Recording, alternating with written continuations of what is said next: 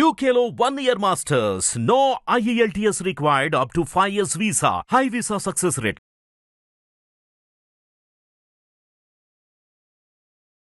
జై గోమాత. గావో విశ్వస్య మాతరః. గోమాత విశ్వానికే తల్లి.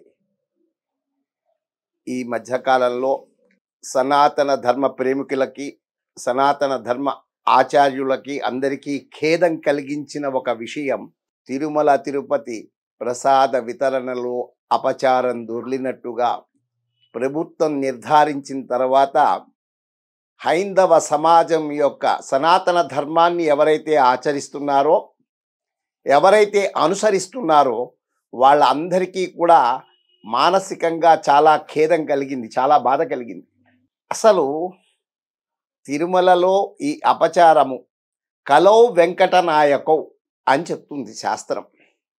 కలియుగానికి నాయకుడు ఎవరైనా ఉన్నాడు అంటే అఖిలాండ కోటి బ్రహ్మాండ నాయకుడు, విశ్వనాయకుడు అయిన తిరుమలగిరి మీద ఉన్న వెంకటేశ్వర స్వామిని కలియుగ ఆరాధ్య దైవంగా మనం అందరం కూడా, విశ్వమంతా కూడా, విశ్వంలో ఉన్న హైందవ జాతి అంతా కూడా వాళ్ళని ఆదరిస్తుంది. ఆయన దగ్గరికి వెళ్ళి ఆశీస్సులు పొందటానికి ప్రయత్నం చేస్తూ ఉంటాం.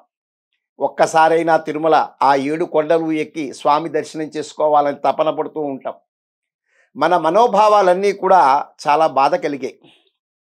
దీనికి కారణం ఏమిటి అని విశ్లేషిస్తే, మన సనాతన ధర్మాన్ని, సనాతన ధర్మ రక్షకులైన పీఠాధిపతులు వాళ్ళు ఆధీనంలో ఉంటే ఇటువంటి తప్పులు దొర్లే అవకాశం లేదు.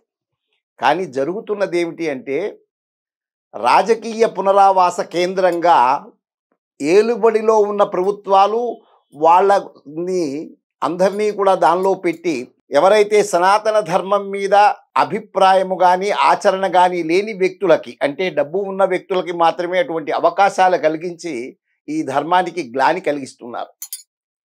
కాబట్టి ఇవాళ రోజున మౌనంగా చాలామంది స్వామీజీలు ఉన్నారు. అసలు విశాఖపీఠం స్వరూపానంద ఆయన ఉన్నారు. ఆయన ఎవరైతే విశాఖ శారదాపీఠం ముద్దులతో ఉన్న స్వామి, ఇవాళ స్వామి వెంకటేశ్వర స్వామి గురించి ఏం మాట్లాడాల. పరిపూర్ణమైన స్వామి ఇంకో ఆయన ఉన్నాడు, పరిపూర్ణానంద స్వామి, ఆయన మాట్లాడాల. ఎందుకు వీళ్ళందరూ మౌనం వహించారు అని కనుక మనం ప్రశ్నించుకుంటే, ఈ మౌనం వెనకాల అర్థం ఏమిటంటే, వీళ్ళు అంతరంగంగా రాజకీయంగా ఉన్నారు, బహిర్ముఖంగా సనాతన ధర్మం వైపు ఉన్నట్టుగా కనపడుతున్నారు తప్ప, వీళ్ళెవ్వళ్ళు కూడా నిజంగా గనక వీళ్ళల్లో గనక ఆ విషయం తెలిసిన వెంటనే రాజకీయ నాయకుల కన్నా ముందుకు దూకి ఆ సనాతన ధర్మాన్ని పరిరక్షించేందుకు వీళ్ళందరూ పిలుపు ఇవ్వాల్సిన అవసరం ఉన్నది. వీళ్ళందరూ ఒక బ్రాంచెస్ పెట్టుకుని నడిపిస్తున్నారు తప్ప, ఎవరు కూడా ఈ సనాతన ధర్మానికి ఏ విధంగా దీన్ని కాపాడాలని రక్షించాలి. ఇవాళ ప్రభుత్వం చర్యలు తీసుకుని సిట్టు వేయచ్చు, దాని మీద ఇవన్నీ చేయొచ్చు, అది గవర్నమెంట్ పని. కానీ ఇది సదవకాశం. మన సనాతన ధర్మాన్ని కాపాడేందుకు జగద్గురువులైన శంకరాచార్యులు వారు 4 పీఠాలను ఏర్పరిచారు. ఆ పీఠాధిపతులు, మఠాధిపతులు, ధర్మాన్ని రక్షణ చేసే వీళ్ళందరూ కూడా ఈ ధర్మ రక్షణ కోసం పోరాడవలసిన అవసరం అత్యవసరం ఉన్నది. ఇవాళ వీళ్ళందరూ మనని మార్గనిర్దేశం చేసి ధర్మాన్ని ఎలా పరిరక్షించాలి, మన చేత ఎలా చేయించాలి చెప్పవలసిన వారంతా కూడా మౌనంగా ఉన్నారు. అది కూడా ఆలోచిస్తే చాలా బాధగా ఉంటుంది. ఎందుకంటే ప్రాయశ్చిత్త కర్మలు ఎలా చేసుకోవాలి, ఈ గత 5 ఏళ్లలో మనకి పట్టిన ఈ శనిని వదిలించుకోవడానికి, ఆ ప్రసాదం వితరణ మనం తీసుకున్న దానికి శారీరకంగా, సూక్ష్మ శరీరానికి, స్థూల శరీరానికి, ఈ ఆత్మకి ఏ విధమైన ఈ ప్రాయశ్చిత్తం చేసుకోవాలో చెప్పే గురువులు లేని పరిస్థితి తయారైంది హైందవ జాతికి. అది చాలా ఖేదమైంది.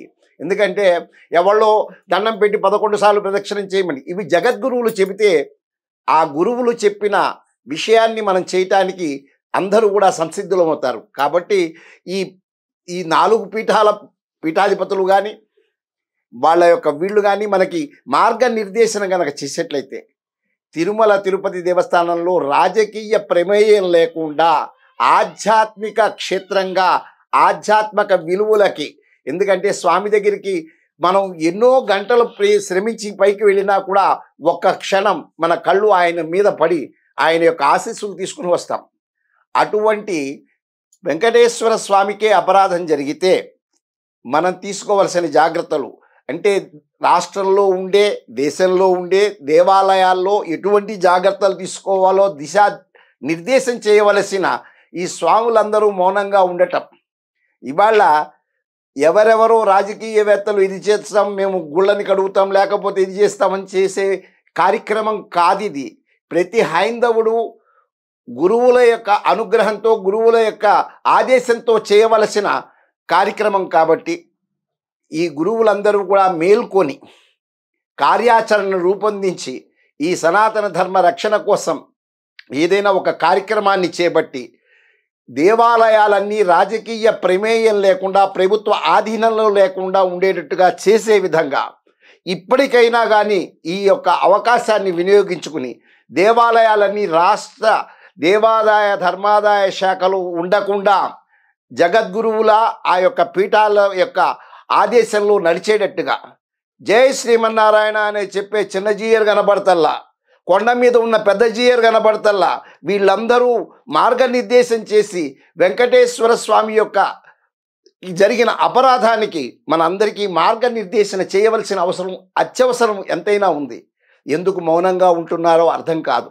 ఇటువంటి మౌనం అనేక రకాల భాష్యాలని అందరి చేత నాలాంటి వాళ్ళందరి చేత కూడా మాట్లాడిస్తుంది.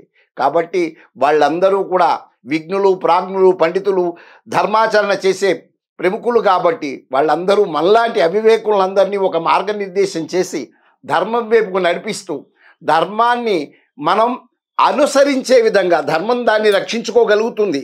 ధర్మం లేకపోతే అధర్మం జరిగినప్పుడు ధర్మమే మేల్కొని అధర్మం జరిగిందని నిరూపించింది. కాబట్టి ఆ ధర్మాన్ని మనం ఎలా రక్షించుకోవాలనే ఆదుర్దాలో మనం అందరం ఆ విషయాన్ని కనుక చేసేట్లయితే ఈ యొక్క దేవాదాయ ధర్మాదాయ శాఖ యొక్క ఆధీనంలో నుంచి దేవాలయాలన్నింటినీ కూడా ఈ జగద్గురువుల ఆధీనంలో గనక వెళ్తే ధర్మ నిర్వహణ జరుగుతుంది అని నమ్ముతూ ఇటువంటి చర్యలు అందరూ తీసుకోవాలని ఆశిస్తూ ఆకాంక్షిస్తూ సెలవు తీసుకుంటున్నాం. జై గోమాత.